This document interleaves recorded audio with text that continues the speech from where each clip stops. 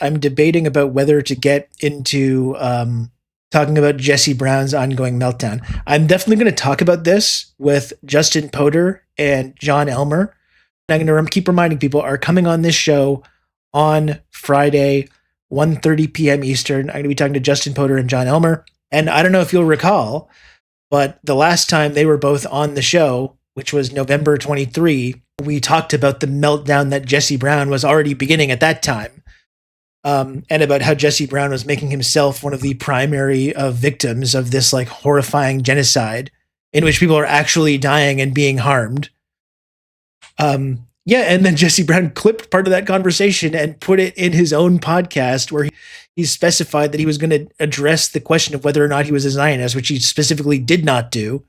And then he clipped me again in the Canada Land clip called It Could Happen Here, but this rising trend of anti-Semitism. This man has somehow positioned me, yours truly, as being one of the primary faces of this growing anti-Semitic climate in this country. And it's been over 2 years now. Like I said, this was November 23. We were having this conversation. It's been over 2 years, and his meltdown has continued and has grown exponentially since that time. He did not fish for my IP address, and I honestly felt a little bit left out. I thought I had the kind of relationship with Jesse Brown that he would try and fish for my email address because he's having these paranoid delusions about mean Reddit comments and thinking that it's part of some kind of cabal of Jesse haters that are all working together and not people reacting normally and understandably to his complete psychological meltdown. It could happen here. It could happen here, and it is an Anglo-Quebecer being critical on the internet. That's right. That is something that it's been interesting to watch continue to transpire. And Jesse Brown, of course, is all over. He's on CBS News and in the Atlantic simultaneously today, talking about how there's something that he calls a quiet pogrom going on in Canada, in which people like him are being completely excised from public life, something that he can't provide a single example for. And he's blaming some of these attacks on empty synagogues and empty ambulances at night on what he calls the anti-Zionist hate movement, with zero evidence that links anyone involved in this so-called hate movement that he refers to with any of these attacks on empty infrastructure at night. Can we name one person? Can we name one single person that's been removed from public life at all over the last couple of years? A pro-Zionist person? Or are we just talking about people being criticized online? What actual meaningful consequences have happened for anybody except people being mean to them online? Or perhaps protesting in their bookstore? What has actually happened? Who are the victims of this quiet pogrom? Well, I actually watched the clip of Jesse Brown talking about this on CBS. He couldn't actually name any of these people, only that this is happening and that he's very certain that the anti-Zionist hate movement is responsible for it. I do have something I would like to say, though. I just wanted to point to this reply that I left to Jesse today when he's like, here, click on this link to the Atlantic to talk about this polite pogrom that I'm talking about. And I'm like, I'm not clicking on that link. When you can see someone's like deeply losing their mind like this, as Jesse Brown is, and this whole thing with like Reddit and contacting these Reddit mods and fishing for IP addresses and trying to, I believe what it seems like, trying to create some kind of proof that people leaving certain comments on Reddit and trying to connect their identities to prominent critics of his in the media. That seems to be what's going on. He's promised that there's some kind of an explanation, which he's not actually offered yet. But in my interpretation, that seems to be what he's trying to do. Getting ratioed on Twitter, a quiet pogrom he's talking about. And like, getting into this whole Reddit thing, I had this idea, like, you can troll Jesse Brown. You can say, oh, it's me. I'm behind the sock puppet accounts. Oh, there's this vast network of sock puppet accounts that I and all the other Jesse Brown critics have been coordinating behind the scenes to do. And it would just be funny to try and drive someone insane like this. But like the reality is, though, that's not the case. That's not true. I think people are just like, genuinely responding to Jesse Brown's ongoing psychological breakdown. Over this news organization, which no matter what you think about it now, has done a lot of, I think, quality journalism and commentary. over the years, which has now just been completely tarnished by his completely deluded narcissistic obsession with this subject. And I think people unsubscribing from Canada Land or leaving critical comments is just like a completely normal phenomenon in relation to his behavior over the last 2+ years. When you're a journalist and you start talking about your mentions, you've lost the plot. Here's what I would honestly want to say to Jesse Brown. Jesse, if you're watching this, and I don't know, he probably won't, but I want to say this. Jesse, if you're watching this, just put down the phone, buddy. Stop obsessing over people leaving critical comments. If you're so confident in your beliefs about this, then it shouldn't matter what people are saying about it. You're giving yourself mental illness by obsessing over what people are saying about you, going onto the Canada Land subreddit and obsessing over every single comment and trying to think about who the identity of these people are. There is no healthy outcome to this. There's no good outcome for you. If you really believe in what you're doing, and I strongly disagree with what you're doing and this entire narrative that you've been attempting to promote in this country, I think it's completely delusional. But if you're so confident in it, then stop obsessing over what people are saying about you and just continue focusing on trying to do good work. I'm giving you honest advice, Jesse. As someone who myself, as a public person on the internet, I've been attacked by all kinds of people. I've had people all say all kinds of nasty things about me. Some of them have merit. Some of them have no merit whatsoever. One thing you will never, ever catch me doing, though, is searching for myself online and looking into every single negative thing that people are saying about me and looking at all the locked accounts that might be saying and trying to figure out what people are saying and who's responsible and who's doing this and that. There's no positive benefit to that whatsoever. It's literally a form of self-harm, Jesse, and that's what you're doing when you're going on this crusade and you're obsessing over every single mean, negative comment that people say about you. Just focus on doing good work. I'm giving you honest advice here. Despite the fact, again, that you've painted me as apparently one of the main figures in this country that you've pointed to as being part of this rising trend of anti-Semitism, which is actually a incorrect and harmful thing to imply about me. But despite that, though, I'm giving you honest advice right now. Stop doing this.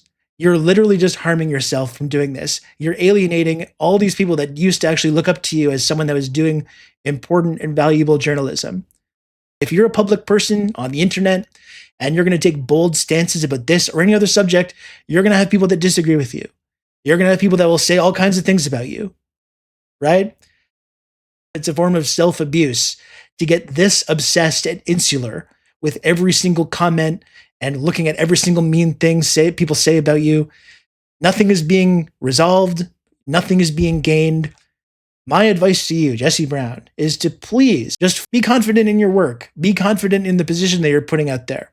And just stop focusing so obsessively on online internet comments on the Canada Land subreddit or Twitter or wherever it is. Take it from me, again, someone who has been attacked all the time for years online because of things that I've said.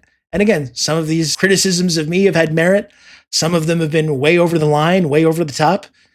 But one thing I'll say again, one thing I will never do is sit there and look online and search for my own self and my own name and look at every single mean thing someone says about me. You know what I do? Because that makes me feel psychologically horrible and depressed. So I don't do it.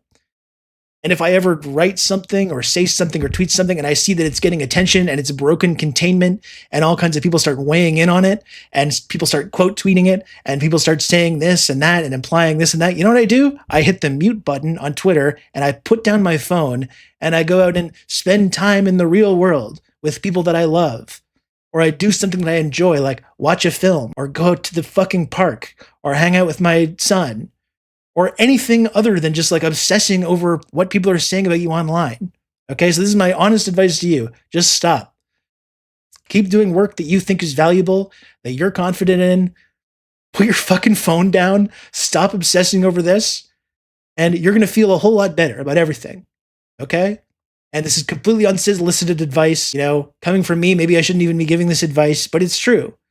I hope you listen to this. And I hope you get the help that you need. Goodbye. Good day, sir. That's advice I would give to anybody. If anybody ever writes or posts anything that like somehow breaks containment and people start weighing in on, the best advice I could ever give is just to mute it and just walk away and just don't think about it and say people are going to say what they're going to say and I have no control over that. It's not fun. It's not nice. It's not nice. And it's weird to know that people, strangers on the internet who don't really know you, are saying all kinds of things about you. It's not a nice feeling. But like it does, nothing is improved by obsessively reading every single thing that someone is saying. It is genuinely a form of self-harm. And the absolute best thing to do in those moments, of which I've experienced numerous times, is to just walk away. You gain nothing whatsoever by engaging with any of that or trying to get into quote tweet battles with people or these long back and forths. Nothing is learned, nothing is gained, nothing improves. You're not going to change anyone's mind. And again, if you're confident in the things that you talk about, as I am, I'm confident in my beliefs, even though I understand that some of the things that I do talk about and that I do believe can be annoying to people, can be irritating, can be upsetting. But like, I'm confident in my view of the way the world is and my analysis of certain things. And if you're confident in that, you don't need to obsess over people what they're saying about you. And it's clearly, obviously, having a profoundly negative effect on Jesse Brown's mental health. I think this man has spent the last 2.5 years doing exactly this and has driven himself to the point of insanity as a result. He's completely lost his mind over the last few years and is now completely fixated and obsessed on this, what he calls an anti-Zionist hate movement. And he's today appeared in both The Atlantic and on CBS News to talk about this anti-Zionist hate movement and what he's calling a quiet pogrom. Yeah, he's gone full Deborah Messing. I think we should loop back to how absurd and lazy this false flag was in England. Yeah, I mean, these like about to be decommissioned ambulances, all these attacks. This is a coordinated international movement to attack empty buildings at night and ambulances that are set to be decommissioned, which always just strikes me as a little bit strange. And this seems to be a particularly egregious example. It's like, again, these false flags are just an insult to our intelligence. Just the words anti-Semitic ambulance attack is, I think, crazy. Give me a fucking break. You know what I mean? And if you want to talk about who's been attacking ambulances with actual human beings in them, oh boy, do I have a country for you to check into. Not just ambulances, but hospitals attacking doctors and nurses and patients, not empty buildings or empty vehicles, but, actual human beings. Oh boy, do I have a story. I have a scoop for you to check into. Tens of thousands of scoops, indeed. And it's just like, listen, I don't know if this is controversial. I hope it's not. I really don't think it is. My general feeling is that if people really want to do harm to Jewish people, they'll target Jewish people. And again, I hope to God that does not happen, as I don't support any of that kind of violence.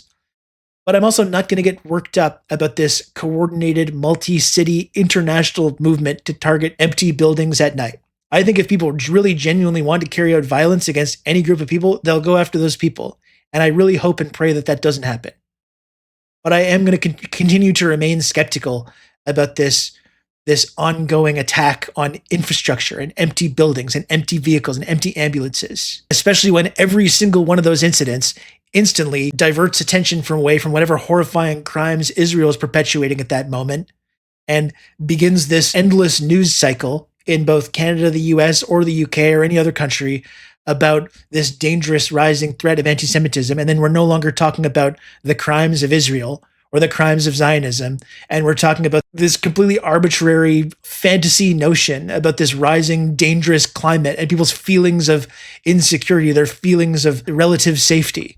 And every single politician in one of these countries, before any facts about any of these incidents is actually revealed, every single mainstream politician is right there on TV the first moment to decry these outrageous anti-Semitic violence and this kind of stuff. It's fucking weird.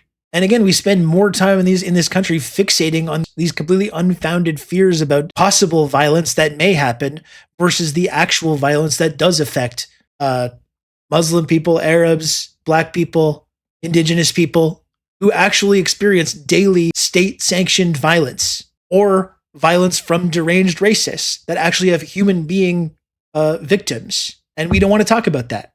We certainly don't want to have all our politicians constantly fixating on it and talking about it and creating new laws. Jesse's on CBS today talking about we need to do something. Our leaders need to do something about this. Well, what needs to happen?